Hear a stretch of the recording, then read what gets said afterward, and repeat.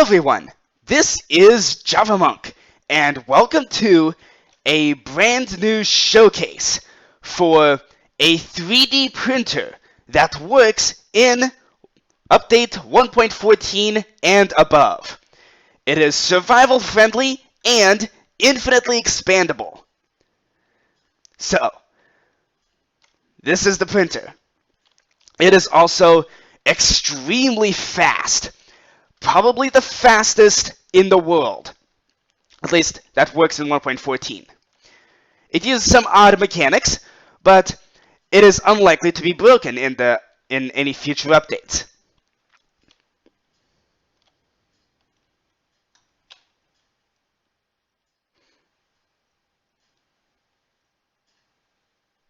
And indeed, every part of this printer is infinitely expandable. For example, here's a version that can 3D print a wither statue, customly sized to print such a thing. This area, this printing bed, is a 27 by 13 flat area. The amount of layers really doesn't matter. It's really the size of the printing bed that actually does. I also have a printing bed that is 54 by 54, which is capable of printing out this smiley face.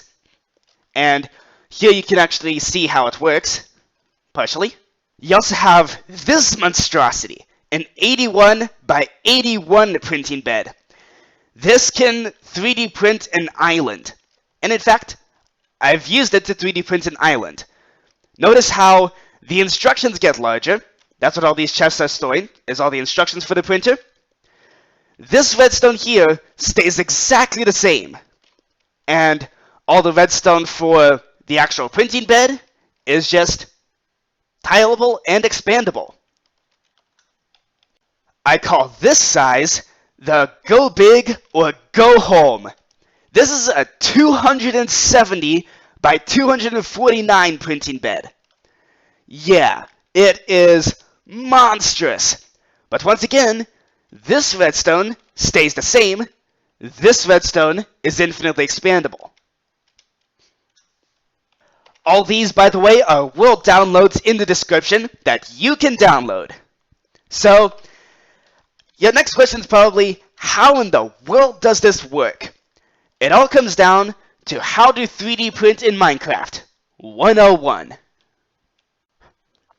At its most basic level, printing is turning pre-made instructions in the form of items into blocks on a printing bed completely automatically. This is done using concrete. Concrete powder is multicolored and is affected by gravity. However, when it touches water, it solidifies and is no longer affected by gravity. This machine also uses non-concrete blocks such as gravel and sand, which they do nothing when exposed to water. After the printer is done, you can clear away all the gravel, and what you get is a solid, non-gravity affected model. The instructions are put into shulker boxes, which are put into chests. Each shulker box contains items which tell the machine which block needs to be placed in which order. Now, things would be really easy if you could just take a dispenser like this and just place blocks using a dispenser or something like that. Unfortunately, in vanilla survival, you can't do that without player intervention.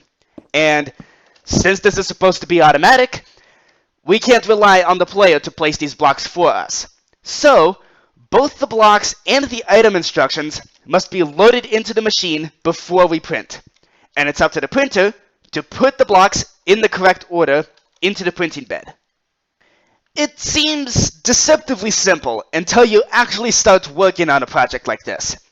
And if you want this printing process to be fast, you gotta get a little creative. So, I'm gonna explain each part of the machine in phases. This here is phase 1 of the process, where the machine takes shulker boxes that would be in these chests and unloads them. This part of the machine unloads all the shulker boxes full of instructions and interprets them using item filters. These item filters activate pistons and slime blocks that push each piece of concrete powder and gravel into a 1x1 hole, just like this. Once it is here, and it's in the order that the instructions dictated. Once it is here, it moves on to Phase 2. Phase 2 works closely with Phase 1, and because it is responsible for delivering that concrete powder and the gravel into the printing bed. Phase 2 consists of pistons to turn this, what would be a vertical column of gravel, into a horizontal row of gravel and concrete powder, just like this. It also consists of flying machines to deliver that concrete powder and gravel into the printing bed.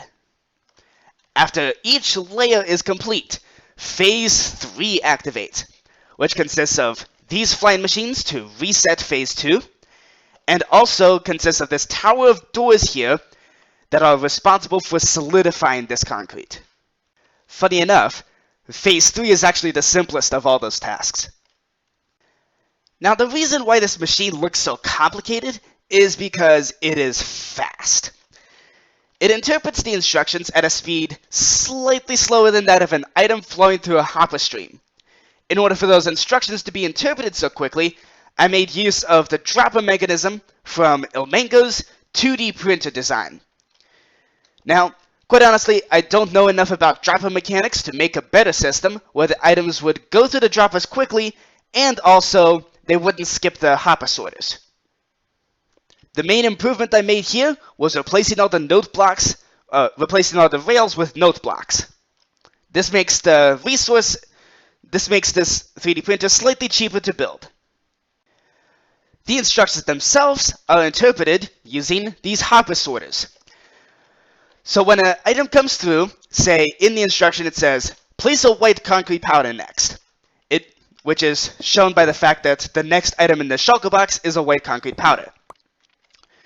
When that happens, it will activate this line right here and drop one piece of white concrete powder, which will then activate this slime block system, which will push the white concrete powder into this center part here. Now, the reason for all these repeaters here is because if the next instruction was, for example, a black concrete followed by a white concrete again, you would get a misprint because the white concrete would be interpreted faster than the black concrete. Hence, all these repeaters to essentially delay the instructions so that they can be interpreted at basically the same time. This part also looks very similar to Ilmango's 2D printer, and that's mainly because, well, we arrived to a similar solution to the same problem. Now, once it gets into this 1x1 hole, things get weird because I could not use the 2D printer anymore. And that's because a fundamental mechanic was removed. That fundamental mechanic is that when sand or something affected by gravity lands on a fence, it stays as an entity. Which doesn't happen anymore. It turns back into a block, which means you can't push it around as if it were an entity. Which means we now have to deal with the block form. Now this is where things get odd. So at the bottom of where the concrete and gravel would be dropping down, we have a piston here that is zero taking the column into a row here. You also have this set of pistons which would be pushing the row along. I intentionally slowed down this command block so that way you can see each individual piece. So it's just going to place a concrete powder above this piston so that you can see the fact that it does indeed push the row along at a much slower rate than what would be. When it reaches here, interesting mechanics happen. So this slime block is being zero-ticked back and forth, which is able to push this row at incredible speed. It can actually keep up with a full column of gravel falling. In fact, I can prove that. Here's an isolated version of this same row pushing. So we have a giant column of gravel that's going to be falling onto this piston. And these pistons are keeping up pretty well. The visuals are not, but the pistons are. And they are chainable, tileable, all that stuff. Eventually, this piston extender is going to jam up. Either it's going to push the gravel into the obsidian, or it pushes too many blocks that it can handle. So that causes this piston extender to jam up, which causes this zero-tick piston to jam up and be unable to push the row any further. This tells the machine that the row is complete and that it needs to be delivered to the printing bed. Now, the way that the machine actually detects the fact that this piston jammed is a bit strange, maybe unconventional. So, in all of my previous 3D printer designs, I've used the fact that this redstone produces a constant signal.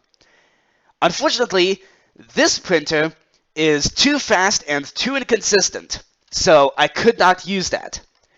Instead, this machine is using the lack of piston movement. So basically, instead of detecting the extended length of a redstone signal, it's instead detecting the lack of a redstone signal, which leads to the central pulse extender. This thing controls everything about the rows. When this central pulse extender runs out of energy, or runs out of redstone pulse, it immediately pushes the rows onto these flying machines. I'm going to call these flying machines the row placers, because that's basically what they do. Oop. And looks like it's detecting too many pulses. So, as you can see there, it updates this piston, allowing it to push more concrete, or gravel. And it also sends off these flying machines, which then drop the gravity-affected concrete and gravel into the printing bed, where it would solidify. Funny enough, these row placers and these row resetters are the last remnants of Ilmango's original 3D printer, which inspired all of this. The problem with these row positioning pistons is that the machine is actually too fast for its own good. By the time the central pulse extender runs out of redstone pulse and detects that the row is complete, you're going to have a giant pile of concrete and gravel. So, this first zero-ticking piston is updated so that it can handle the pile of powder and gravel. There's just one problem. Any powder and gravel that drops down with more instructions is going to be falling at a different speed than the ones that originally came from this pile. Now, this is a problem because falling blocks can pass through each other when they're falling, and one of them will completely break if they land at the same time on the same block. So, this is the sound of the machine running, and I have a sneaky way of solving this pile-up issue. So you see, it's starting to pile up by the time the central pulse extender figures out that the row is finished. So, then this piston catches any remaining instructions. So you can see the printer, or the row placer piston jams up, which would cause this piston to extend out, assuming that that pulse actually decreased fast enough. That's actually one fundamental problem with this printer, is that it's actually, again, too fast for its own good. And as you can see here, after this piston extends out, it actually completely stops the printer. And that's actually to prevent this issue right here. So as I tried to demonstrate, this piston also runs into the same issue where falling blocks fall at different speeds depending on where they fell from. So, to prevent this problem and solve it, the machine actually stops itself briefly from interpreting new instructions for a short time. This allows all the pistons to deal with all the pileup of concrete and gravel, at which point new instructions can be interpreted. There are 3 ways to safely stop the 3D printer. Number 1, the player manually stops it. This switch can turn it on and off. The second way is the completion of a row, as described earlier. And the third way is actually with these row placers. You see, since they are flying machines, they actually have to fly out farther every time that they fly. So here's what I'm getting at. If I just set off this flying machine, you see, once it gets out to here and completes 15 rows, it can no longer fly quickly enough for the row to be complete by the time it comes back. So, and every time a new layer is complete, it activates these row resetters, but it's still a fundamental issue. So, while these flying machines are too far away to safely collect a new row, it stops the machine from interpreting new instructions.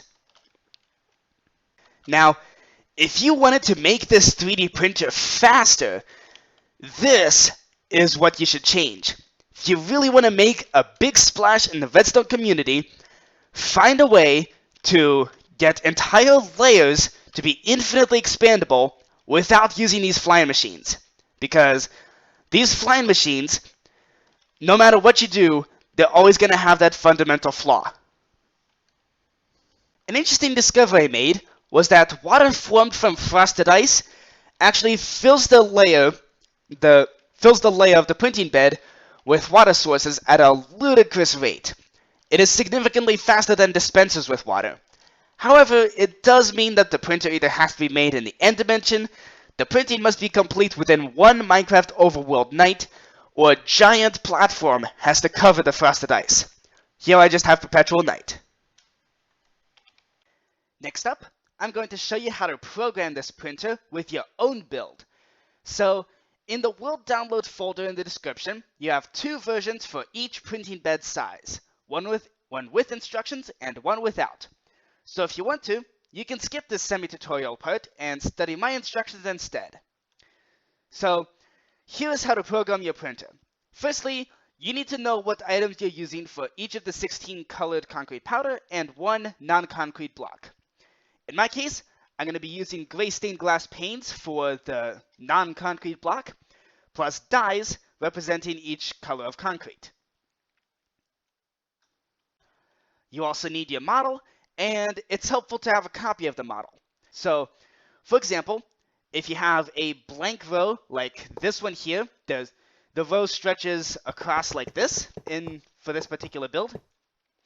And in this case, there is no concrete here, so all you gotta do is just fill the shulker box with 27 gray stained glass paints, just like that. Now, the wither statue, by the way it's designed, is pretty much symmetrical. Now, this is why I added the orange concrete over here, so this way it's intentionally unbalanced, and you can kind of see the process for making something like this. So, over on this side, you have 12 gold blocks. That's 12 blocks that is just air, or the non-concrete. And these are the first 12 items that you put into the shulker box. Next, you need some black concrete, gray concrete, and orange concrete. And you place these in order from right to left. Otherwise, you're going to get a mirror image. So, there's black dye, there's a black concrete, followed by gray concrete, followed by another black concrete, and orange concrete. There we go. Followed by 11 more non-concrete. There you go. That is that particular row. And the reason why it's helpful to have a copy of the model is so that you can just go on and break that row. This way, you don't get confused on which row is next, and also, once you finish all the rows in a layer, you can just completely destroy that layer, and this way, you know where to move on to the next layer. Now, of course, you can have your build take up each row taking up more than one shulker box. For example, this island is 81 blocks wide and 81 blocks deep. So that is 3 different shulker boxes, each with separate instructions. So let me just show you how to program that. Now here's why I suggest measuring out with gold blocks like this. This is because they have nice hard edges, so you can count them nice and easily. So Here you can see we have 9, 12, 15, 17 error blocks. So here's the thing, you kind of have to reverse your thinking here. So in this case, we have to do our programming from right to left, but the shulker boxes would have to go from left to right in order to keep yourself from not being confused. So for example, we start with this shulker box, and in here we put 17 error blocks, followed by 5 light blue dye, because this is what we're using for the light blue concrete, followed by 5 error blocks. And that completes that particular shulker box. The next 2 shulker boxes are completely empty, so there we go. There are no extra instructions here. It's just you're telling the machine here to place in non-concrete blocks. And even though you might have multiple shulker boxes of just empty gray stained glass panes here, it's best if you just keep them unstacked. Trust me, it'll help give you insanity. Now, when you're ready to get the shulker boxes into the chests, which you can then use structure blocks to move over to your actual 3D printer, you break these shulker boxes going from left to right. And here you can see that we have the shulker box that has the light blue dye, plus the other 2 blank ones. And that's the order that you place them into the chest. So, order matters in all of this. Here's the thing. If you're programming something small like a wither statue here, it's pretty easy, and you can do it in a short amount of time. I mean, I printed this guy in survival. Here's the proof of that.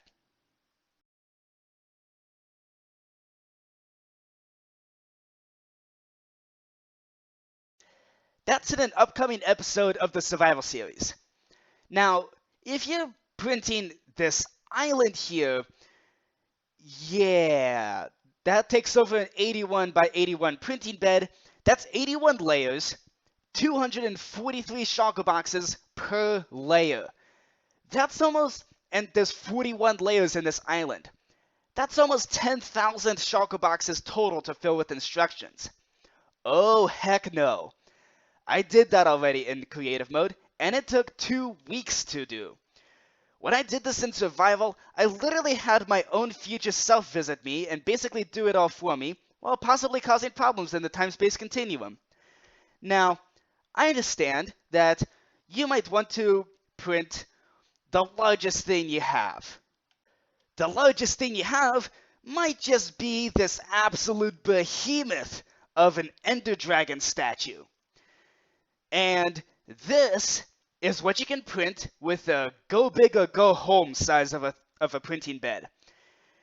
This dude, this giant dragon, takes over a 270 by 240 printing bed. That's 2,490 shulker boxes per layer, 61 layers, almost 152,000 shulker boxes total to program. And I went home. Unfortunately, shulker boxes, or structure blocks, are extremely limited, and they can only get areas of at least 32 blocks tall, which makes it rather difficult when you have to space these chests out evenly like this with every other block, otherwise you're going to drive yourself crazy when it comes time to load in the instructions. So, that's 2 stacks of chests, not stacks isn't 64, piles of chests like this, almost 3 piles, just for 1 layer. Yeah, I only have 2 layers actually programmed, at least for now. And I will only continue if you guys want the Ender Dragon instructions, because this is a lot of work. What you would need if you're trying to program something like this is a sanity saver. And this is where I went to the Reddit community, r/Minecraft commands, and now I have 2 data packs that you can download separately into your world. One of them is to help program the printer, and the second is to help destroy all the shulker boxes. Once you download the data pack, all you gotta do is do /function 3D printer :activate. That will get you two armor stands, one called target, one called first slot. So here's what they do.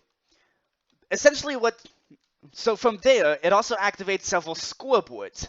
So from there, you do scoreboards players set at P, and you find row like this. This is where you set how many blocks are in your row. So in this case, the dragon is actually in the size is actually 250 blocks wide, but it's going to round up to the nearest multiple of 27. And it's actually important that you round up to the nearest multiple of 27 because 27 is how many slots you have in a shulker box. And if you don't have enough instructions to cover a full shulker box, some of the instructions might not make it into the actual dispenser for the 3D printer. Here's the thing. You are going to have to... This data pack is unfortunately directional, so you're going to have to download whichever based on the direction that is applicable to you.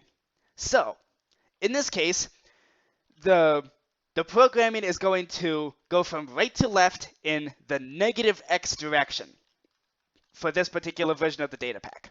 So, you place your target on top of the shulker boxes that's going to make the print. Now, first slot goes in the far right corner of your printing bed, just like this. And don't worry, these armor stands don't have gravity. So once you place in first slot and target, all you have to do is activate the function AAA_row. That will automatically summon a whole bunch of armor stands, and it would end up probably, if it's the size of an Ender Dragon, it's going to end up executing 5,000 commands. And then it'll automatically move the first slot forward to the next row. As for the target, and actually, you can modify the function so that it moves the first slot automatically. As for the target, every 27 iterations of the row, it basically fills out the shulker box. So for example, it fills up all 10 of these shulker boxes with gray stained glass panes, because the first slot detects what block is directly above the armor stand. And then the target basically teleports across the shulker boxes and then moves on to the next row. So you can activate all those commands again, just like that. And that scooches the target armor stand along.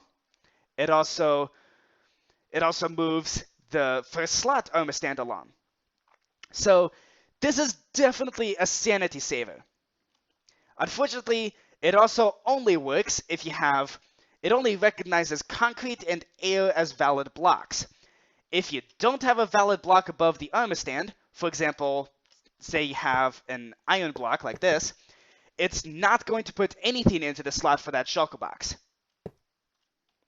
And when you modify the function to teleport the armor stands in the correct direction, you can just hook it up to a redstone clock like this.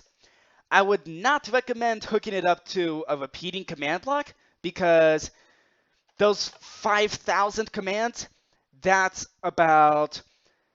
yeah, it's summoning an awful lot of armor stands, and armor stands are entities, so they could cause pretty serious problems for your world.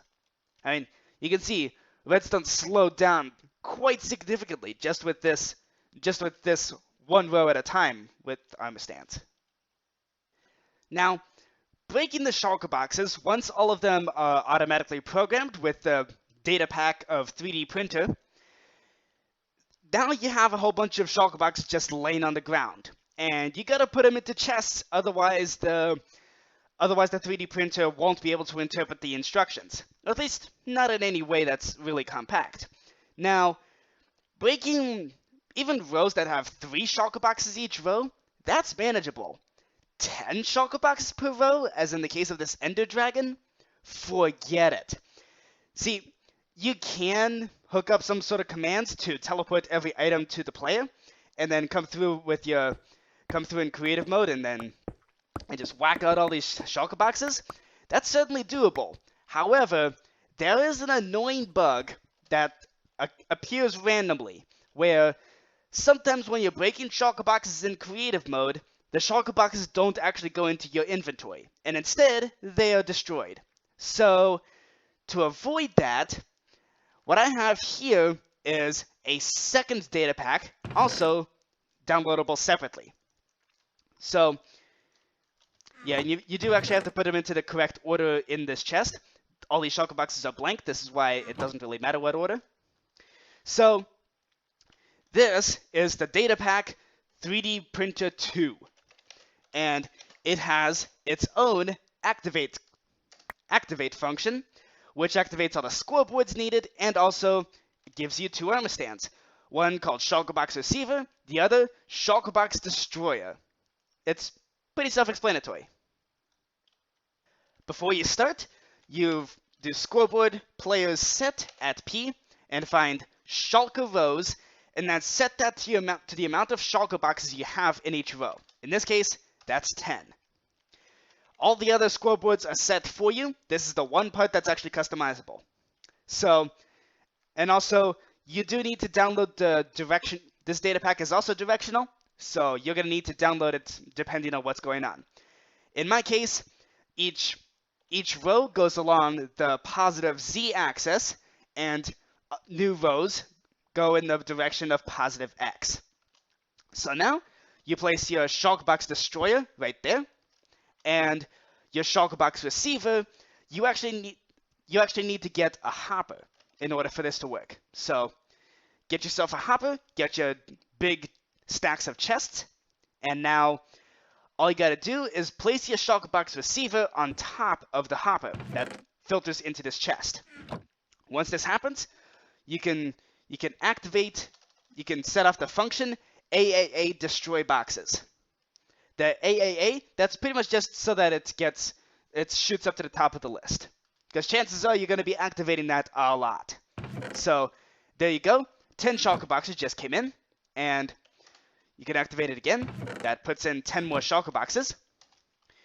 And you can actually see what's going on over here at this end. Assuming the lag helps. There we go. So over here you can see what's going on. AAA destroy boxes quite literally destroys the shulker boxes. This armor stand just gets teleported around, and then it moves on to the next row, ready to activate the command again. Each of the shulker box items are immediately teleported to the location of the shulker box receiver. So there you go. It's a super nice customizable data pack that is meant to help keep you sanity. And I'm sure it will. Thing is, this data pack it doesn't really care what it's destroying, so it will end up destroying things other than shulker boxes, but that should be okay. Just make sure you set the scoreboard. Make sure you set the shulker rows scoreboard correctly. Also, this data pack is not going to stop if you run out of room in your chest. So, I'd recommend not putting this up with the redstone clock, and instead just kind of standing near the chest and just taking out the shulker boxes as need be and putting them back into the next chest.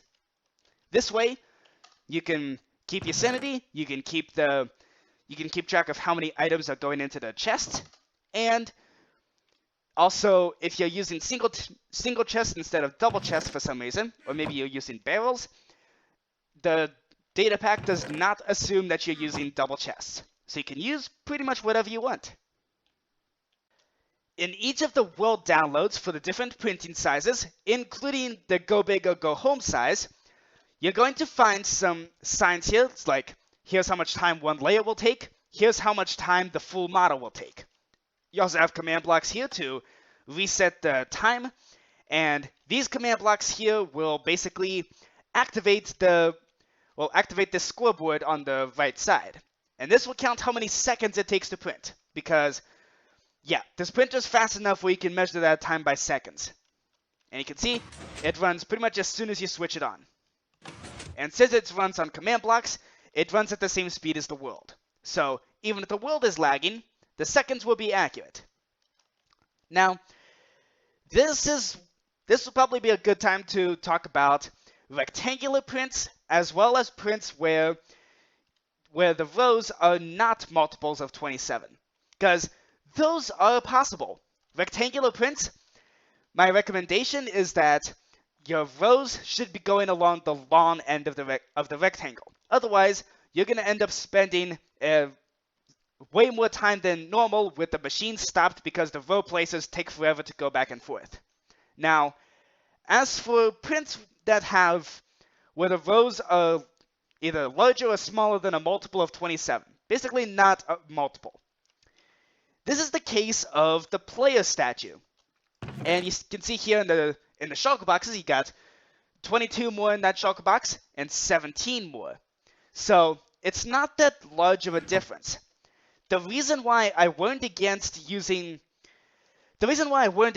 not filling up the shulker boxes with instructions and not using multiples of 27, and in fact the reason why the datapack doesn't even works pretty much explicitly with multiples of 27 is actually the amount of time it takes for items to move through hoppers. Yeah, it's a lot slower than you think when this dispenser only accepts one shulker box at a time. So the way this works is the fact that you have 17 more on top of the 5 that you can see here. So 22 blocks per small shulker box. That gives just enough time for the next shulker box to get into this dispenser before the current one is fully interpreted. And that's about the closest I'd like to cut that time. That's, of course, with the old version of the instructions, which you can download separately. The new version, which is actually prints properly, it's gonna have the full 22 all across, the 27 instructions per shulker box. Last but not least, a few final notes, including where this 3D printer could break in future updates.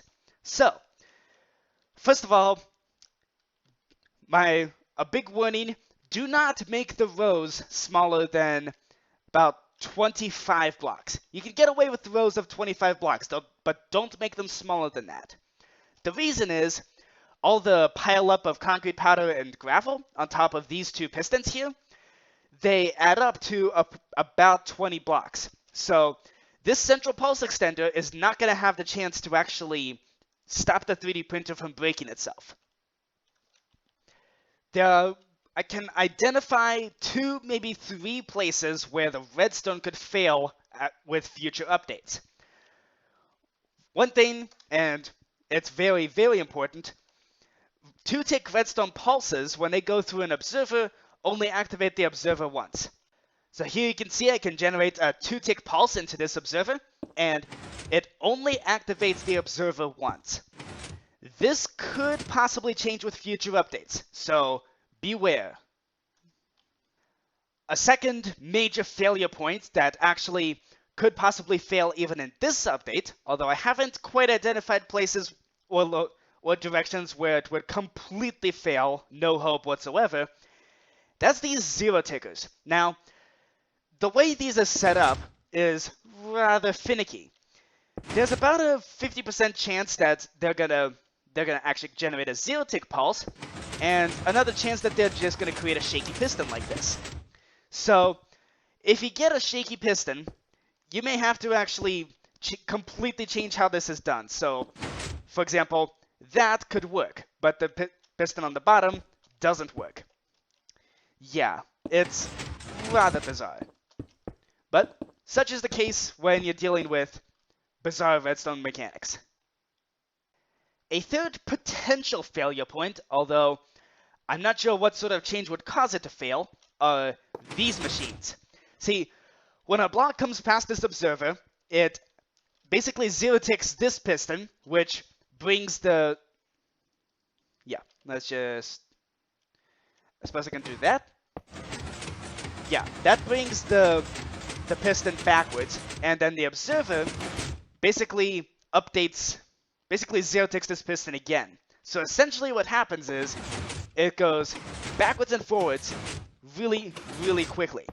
This is an essential component of this 3D printer.